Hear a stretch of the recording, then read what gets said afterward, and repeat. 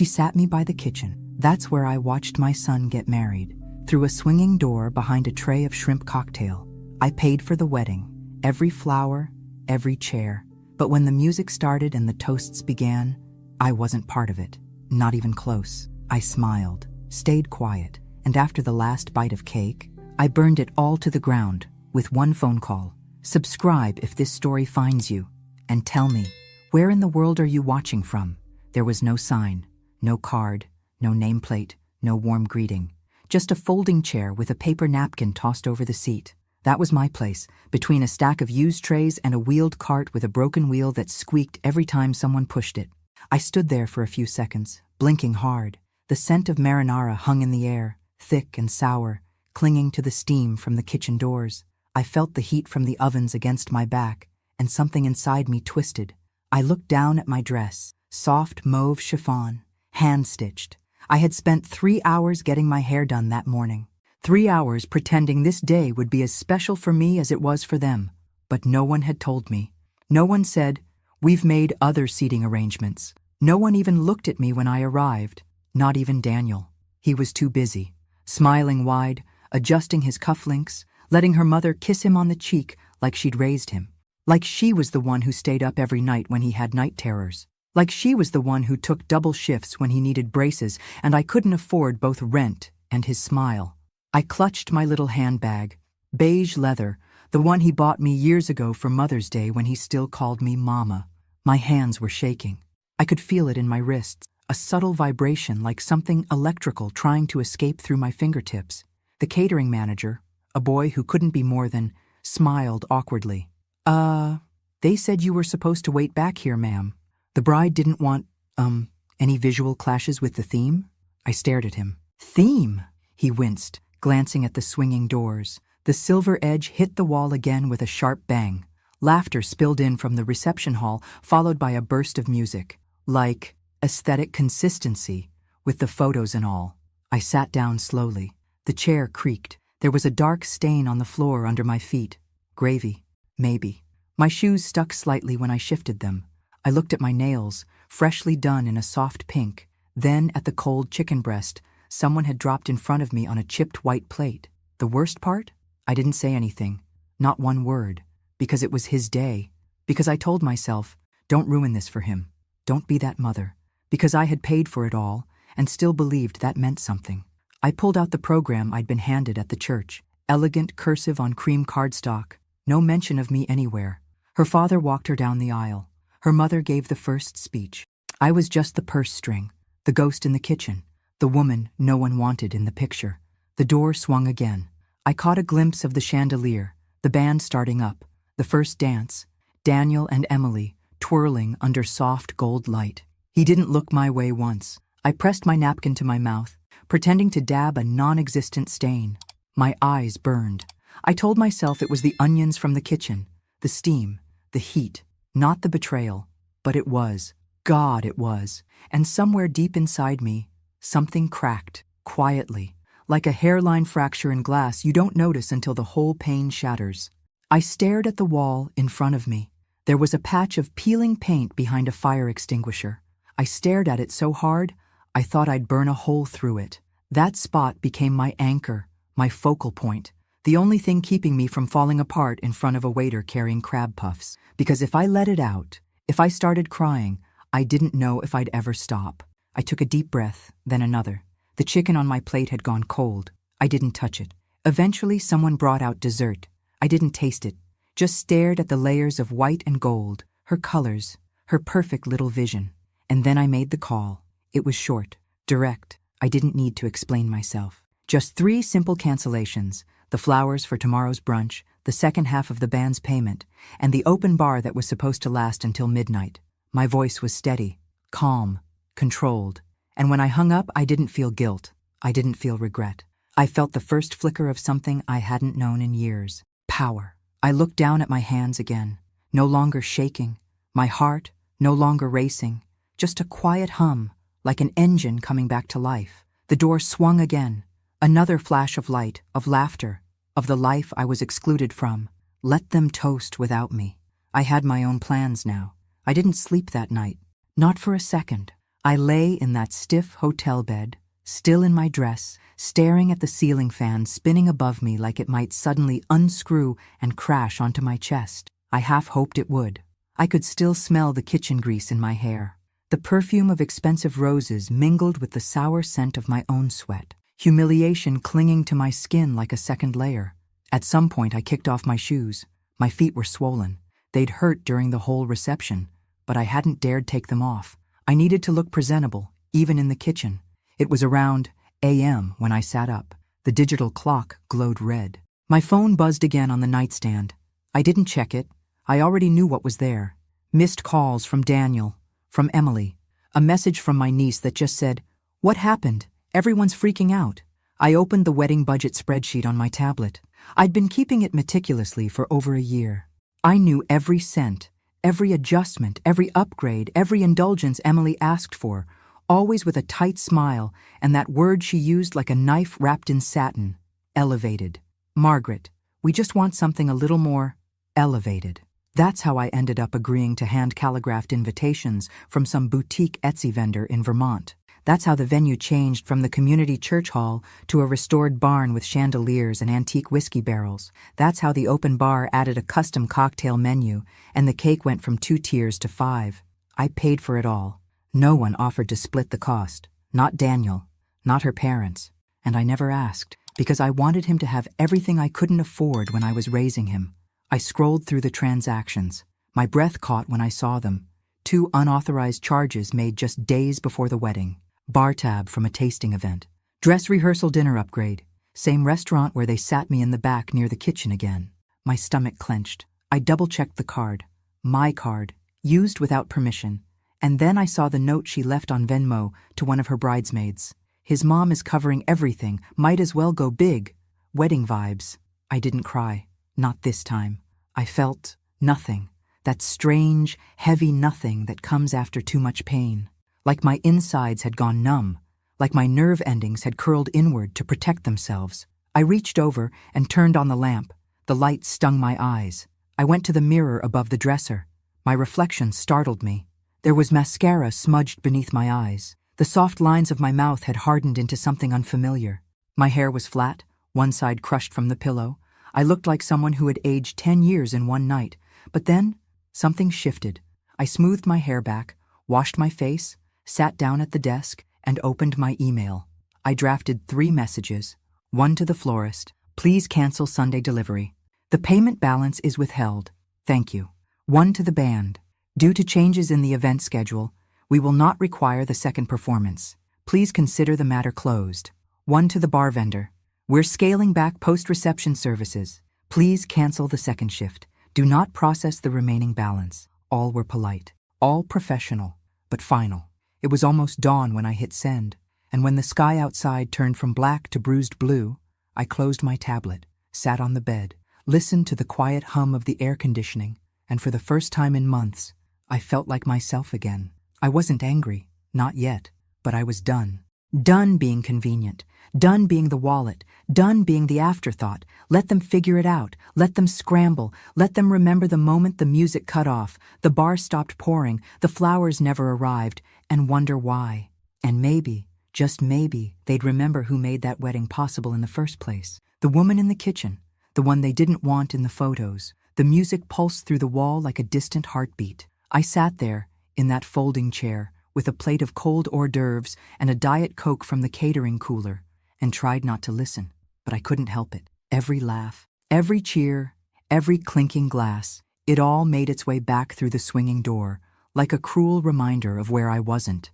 I could hear someone making a toast, male voice, probably her father, or maybe Daniel's best man. I leaned back slightly, just enough to catch a glimpse through the crack of the door. There they were, lined up in front of that ridiculous floral arch I paid $10 for. Gold chairs, floating candles, custom neon sign that read, "The future is forever," in loopy cursive. I recognized the voices even when I couldn't see the faces. Emily's mother, Susan, with her signature fake sympathy tone. "Oh my God, Daniel, you are just the sweetest man alive. Emily is so lucky." Then laughter, cheers. I froze. There, sitting at the head table, was Susan, draped in navy chiffon, dripping in pearls like she was born into old money, which she wasn't. She had met me only 3 times before the wedding. Never asked about my life, never thanked me for the payments, never even offered to contribute a penny. Next to her, Emily's father, holding court like a suburban king. Big, booming laugh. Same man who told me at the rehearsal dinner, "We really admire your perseverance, raising Daniel on your own and all. Must have been hard. Perseverance. As if I'd hiked a mountain, not worked years in scrubs so my kid could have a life without hand-me-downs. And there was Daniel, my Daniel, smiling like a stranger, sitting between her parents like he'd always belonged to them. I searched for my own family. My sister, Carol, sat 2 rows back, next to our cousin, Diane. Neither of them looked toward the kitchen. No one did. I wasn't part of the show. I was a problem that had been solved by a chair in the back and a door that swung shut. Someone brushed past me. A waiter.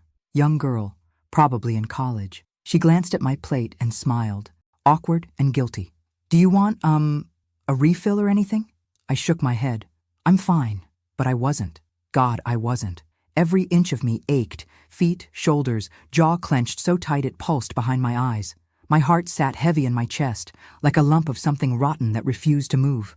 I stared down at the plate. 3 olives, a slice of brie, a sad little triangle of toast. I hadn't eaten since breakfast, but I couldn't bring myself to put anything in my mouth. My stomach was a clenched fist, my throat a narrow pipe. I thought of the seating chart. I'd asked Emily gently, weeks ago, "Have you figured out where I'll be sitting?" She smiled, tight, bright. "We're still finalizing everything. Don't worry, Margaret. You'll be included." I should have known. I did know. Somewhere deep down, I knew I was being managed. Moved around like a prop, invited for the checkbook, tolerated for the optics, but never truly wanted. The worst part? I said yes to everything. I let them chip away at my role, one tiny concession at a time. No speech from me. No mother-son dance, because they said it would feel awkward. No photos before the ceremony. No mention in the program. Just a seat, in the kitchen. I heard Daniel laughing again. That deep, rumbling laugh he used to have as a kid when I'd chase him through the sprinkler in our backyard. The same laugh I hadn't heard directed at me in years. I felt something rise in my chest. Not grief, not disappointment. Rage. Quiet, controlled, devastating rage. I stood up, walked toward the swinging door, placed my hand on the edge and pushed just slightly, just enough to peek through again. I locked eyes with Emily. She saw me. She knew where I was, knew what she had done, and she smiled, not apologetically, not nervously, but calmly, confidently, like it was natural, like I was exactly where I belonged. She turned back toward her bridesmaids, tossed her head back, and laughed. That was when I knew this wasn't a mistake. This wasn't an oversight. This was deliberate. They had planned it, chosen it. She didn't want me there, and Daniel had let her. They both had. And just like that, something inside me shifted. Not broken. No, not this time. Repositioned. My place in their lives had changed, and I was done pretending I didn't see it. Let them have their spotlight. Let them drink their champagne. They thought I was invisible.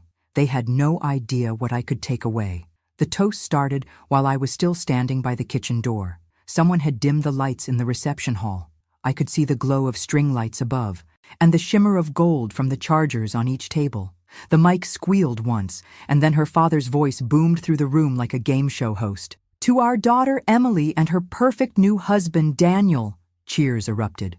I took a step back. The kitchen behind me was chaotic, metal trays clanging, voices rising, a server arguing about Table 12's gluten-free plate. I moved to the side, leaned against the wall. The plaster was cold against my back. The smell of garlic and hot oil clung to the air. From the other side of the door, her father kept going. When Emily was little, she told us she wanted a fairy tale. A prince, a castle, and a happy ending. Well, sweetheart, today, you got it. More applause. My breath caught. He was never there when Daniel was little. Never saw me mop vomit off the bathroom floor at AM. Never watched me sew buttons back onto his school uniform. Never drove miles on icy roads just to take him to a chess tournament. But today, they were rewriting the story, and I had been edited out. I looked down at my hands again. My fingers were blotchy, the skin thin, slightly trembling. The cold air vent above made my arms prickle. Then came Emily's mother's turn. Her voice was syrupy, over-rehearsed. "We're so grateful to be joined today by so many people who love Emily and Daniel, and to welcome Daniel into our family. He's like a second son to us already." Another cheer. Like a second son. Not a word about me. Not a word about the woman who raised him. "No, thank you for everything, Margaret. No, we appreciate your generosity. No, this day wouldn't be possible without her." Nothing. I bit the inside of my cheek so hard I tasted blood. My feet ached, but I refused to sit. Then came the part I had been dreading, the groom's speech. Daniel stepped up to the mic. He looked radiant. Strong jaw, confident stance, tailored suit that I had helped pay for. I had seen him take his first breath in a NICU unit. Now he stood there, grown, glowing, a stranger. "I just want to thank everyone for being here," he said. His voice was deeper than I remembered, polished, like he'd rehearsed it in a mirror. "I feel so lucky. Emily, you've made me the happiest man alive. And to your family, thank you for welcoming me like your own. I truly feel at home with you all." My throat closed. "And to everyone who helped make today happen, thank you. This has been the most incredible day of our lives." My name was never said. Not once. I had paid the venue, the catering, the photographer, the DJ, the linens, the custom neon sign. I even paid for the dress Emily wore as she stood there with her hand on his arm. And yet, I didn't exist. The servers clapped. I didn't move. The band picked up again. The dance floor started to fill. Someone brought me a slice of cake on a plastic plate. I stared at it. Vanilla, with raspberry filling. Her favorite. I don't like raspberry. Never did. I looked at the thin gold fork they gave me. My hand was steady now.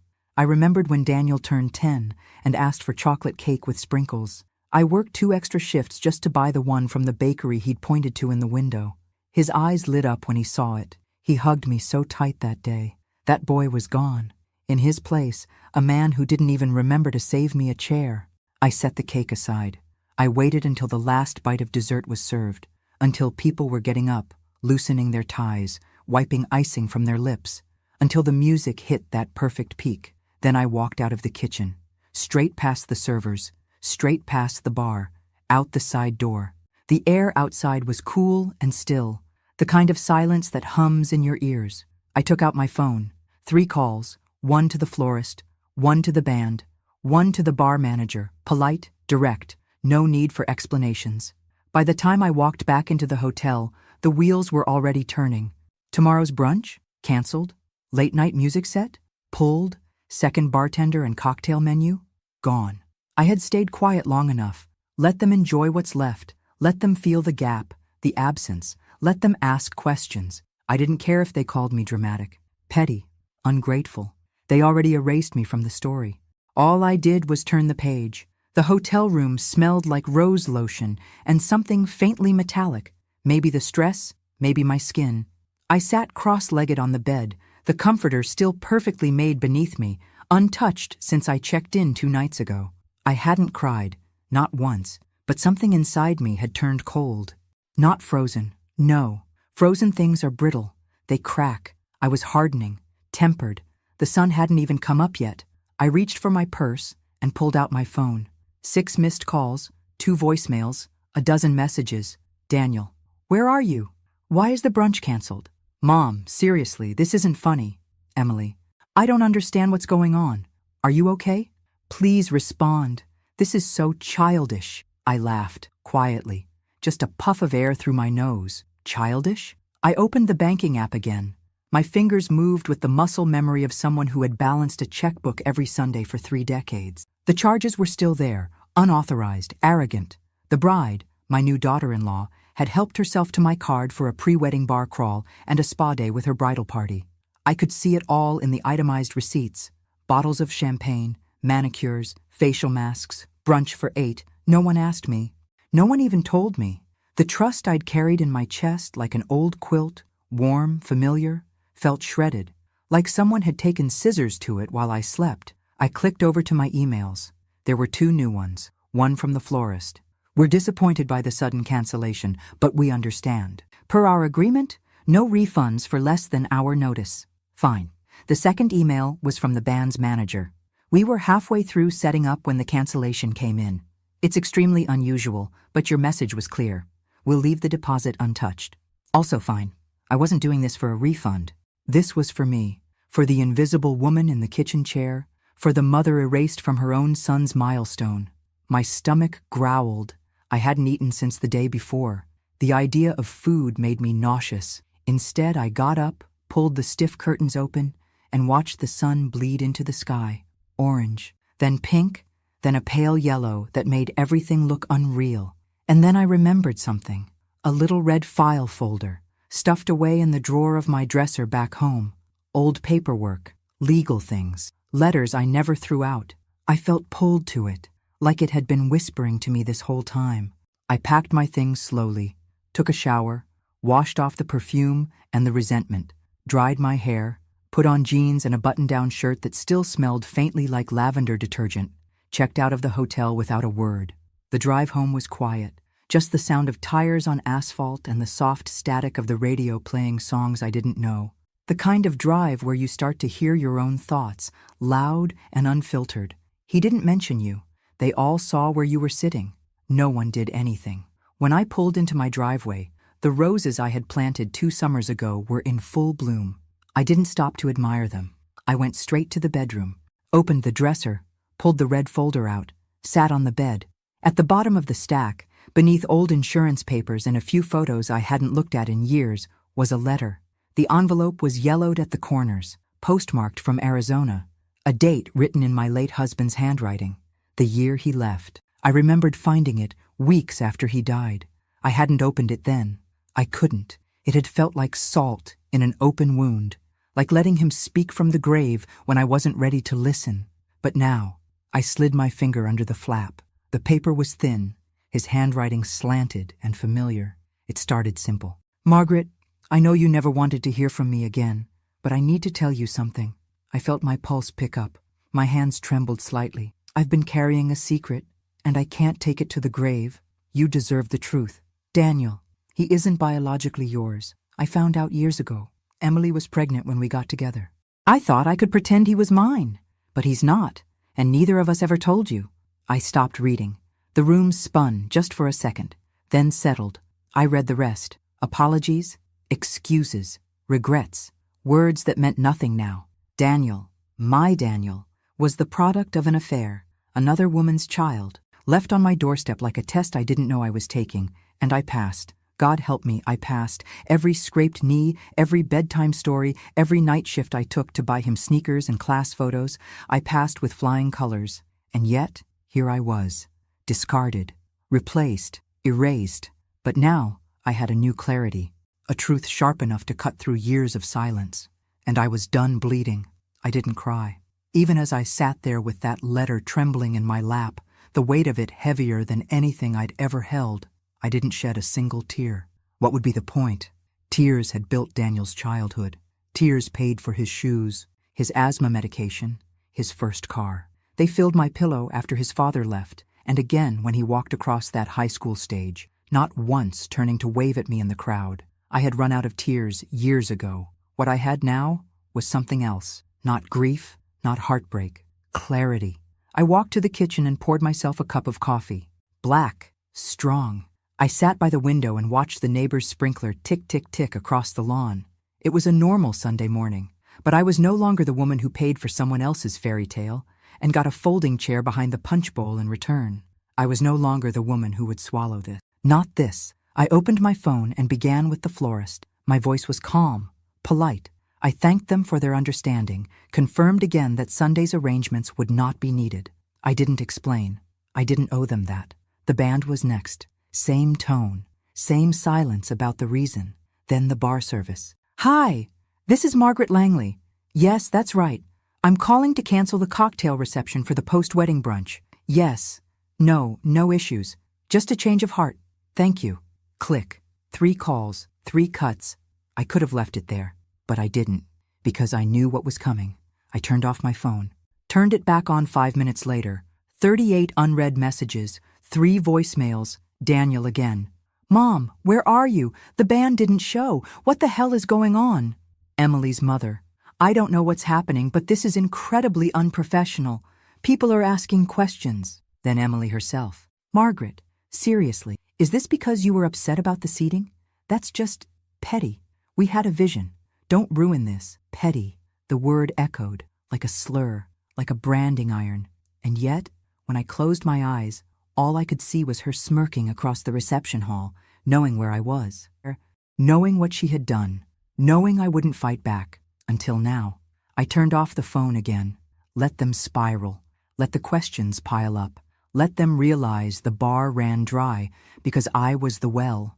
That the music stopped because I paid the final note. That the flowers never arrived because the roots were rotten. I cleaned the kitchen, wiped the counters, fed the cat. It was the most peace I'd felt in months. Around noon, the doorbell rang. I didn't answer. Let them knock. Let them sit in the heat of their own discomfort. Later that night, I posted a single photo on Facebook. Not of the wedding. Not of me. Just a picture of the check I wrote. Blurred out the account number. Left the signature visible. No caption. No explanation. Just that. A truth they couldn't deny. A receipt of sacrifice. And then I logged off. Not just from Facebook. From the guilt. From the silence. From pretending this wasn't betrayal. I didn't need their explanations. Their spin. Their justifications. Let them sit in the wreckage. I wasn't going to save them from it. The silence was the first sign they were scrambling. No more messages. No more calls. Just a strange, stretching quiet. Like the eye of a storm passing directly over my house. I could feel it. The tension. The waiting. They didn't know what I would do next. I didn't either. But it was going to be mine. Monday morning, I brewed coffee and sat by the window again. No makeup, no earrings, just me and the day, and the hum of the fridge in the background. Daniel hadn't called since yesterday. The last voicemail had been short, stiff, defensive. You really made a scene, Mom. Everyone's talking. You embarrassed us. I don't know what you were trying to prove, but you crossed a line. I didn't even flinch when I heard it. Because here's the truth, no one likes to say aloud. You can give everything to someone. Your time, your money, your love, and still be disposable.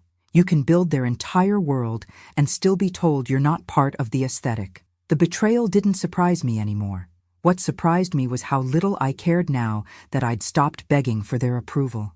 That morning, I deleted his contact from my phone. His. Just the name. The number remained. I didn't need to forget him. I just didn't want his name lighting up my screen like it still belonged there. Around noon, I went out. Grocery store, post office, small errands. Life continued. And in the bakery aisle of all places, I saw Diane, my cousin who'd flown in for the wedding. She smiled when she spotted me, but there was hesitation behind it. Margaret? Hey. I nodded. She stepped closer, lowered her voice. Are you okay? I met her eyes. Were you okay? I asked, watching me sit back there. She flushed. I didn't realize that was on purpose. I thought maybe you... No, I cut in gently. You didn't think. That's all. There was a long silence. I'm sorry, she said finally. It was wrong. I should have said something.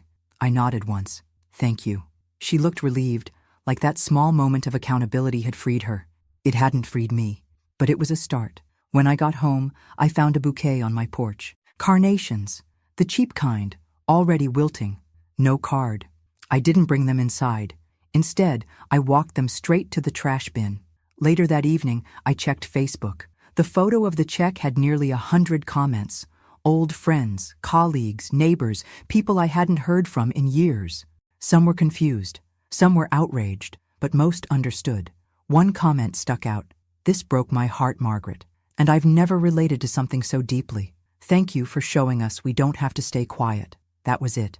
The beginning of something new. Not revenge, not spite, power. Reclaimed. Let them rage in group chats. Let them spin their own narrative. I wasn't replying. I wasn't explaining. I was finally choosing silence, not as submission, but as control. And the silence, this time, was mine. It started with the drawer. A creaky old thing in the guest room dresser, half stuck, always needing a little hip bump to open. I wasn't even looking for anything in particular, just clearing out the remnants of a life I'd been too tired to sort through. But somewhere between the yellowing tax returns and expired coupons, I found it. That red folder again. The same one I thought I'd already emptied. But tucked into the sleeve, so thin it might as well have been part of the lining, was a second letter. No envelope this time, just folded, once, then again, handwritten, same slanted scrawl, same name. My ex-husband's signature stared up at me like a ghost. Michael. It was dated 3 days before his death. Margaret, if you're reading this, I guess the first letter reached you. I don't know if you opened it. I hope you did. I won't waste time apologizing again. I need to tell you something more, something I couldn't carry with me, something I should have said a long time ago. Daniel wasn't just someone else's son. He was never supposed to be yours at all. When Emily left him at my door, she didn't want to keep him. She was 18, terrified. She asked me to give him up for adoption. I couldn't. I didn't have the heart. I lied to you. I told you he was ours, that it was a mistake from before we got married. You believed me. You raised him. You loved him like he was flesh of your flesh. But the truth is, he wasn't even that. He was a stranger's child. And you made him your world anyway. I don't know how you'll feel reading this, but I hope, God, I hope, you know that whatever else I did wrong, I was right about choosing you. You were the only person strong enough to be his mother, not because of blood, but because of who you are. I didn't move. The words sat on my chest like a boulder, not biologically mine, not even accidentally mine, chosen by a man who abandoned both of us, who gave me a child and then walked away like it was a favor. My breath caught.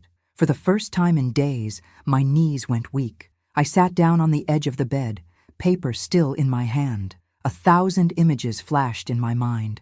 The first time I rocked Daniel to sleep, his tiny fists curled against my shoulder. His first word, truck. The fever that scared me so badly, I drove to the ER barefoot in winter. The science fair project he stayed up crying over when the volcano wouldn't erupt. His first real heartbreak. His laugh when he found out he'd gotten into college. Every moment I thought was ours. I had built my life around this boy. I had shaped my identity around being his mother.